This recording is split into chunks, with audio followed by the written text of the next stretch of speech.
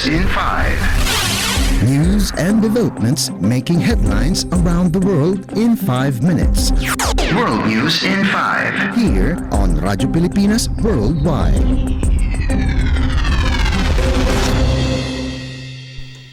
Good day. This is World News in 5 here on Radyo Pilipinas World Service.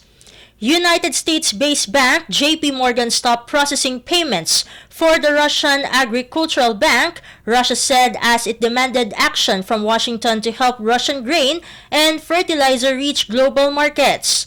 Russia's foreign ministry stated that JP Morgan had handled some Russian grain export payments for the past few months with reassurances from Washington. It could be recalled that Moscow had allowed the safe export of Ukrainian grain via the Black Sea for the past year under a deal it quit on July 17. Russia has a list of demands it wants met before it will return to the arrangement.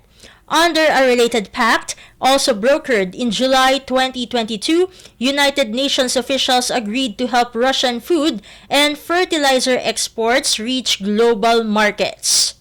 World News in 5. Here on Radyo Pilipinas Worldwide.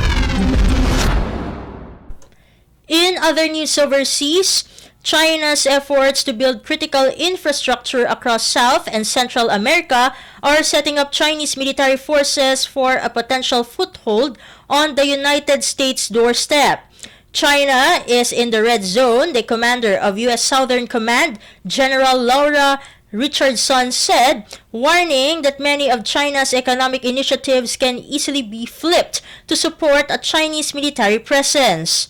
Richardson, like other U.S. military officials, stated Beijing has yet to establish an actual military base in the Western Hemisphere. But concerns have been mounting, especially following reports in June that China had upgraded an intelligence collection facility in Cuba in 2019 and could be looking to expand further. It is noted that Richardson also raised concerns about the proliferation of Chinese telecommunication infrastructure in South and Central America, noting 5 countries have already turned to China for high-speed 5G mobile phone networks. She also said another 24 countries rely on China for 3G and 4G mobile networks, and many are being offered almost zero-cost upgrades that would keep them reliant on Beijing for their communication needs. World News in 5. Here on Radyo Pilipinas Worldwide. And for our Philippine Embassy news, the Philippine mission to the United Nations in New York, in collaboration with the missions of Belarus and the Dominican Republic, UN Office on Drugs and Crime, or UNODC, and UN Women organized the event Reach Every Victim, Leave No One Behind, to commemorate the 10th anniversary of the World Day Against Trafficking in Persons.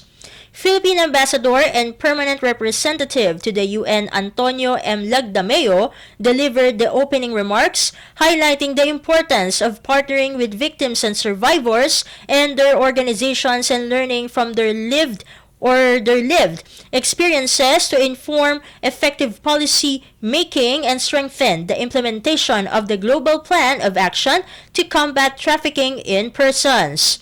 Department of Foreign Affairs or DFA Under Secretary for Migrant Workers Affairs, Eduardo de Vega, as panelists, expressed the Philippines' unwavering commitment to combat trafficking in persons through a comprehensive whole-of-society approach.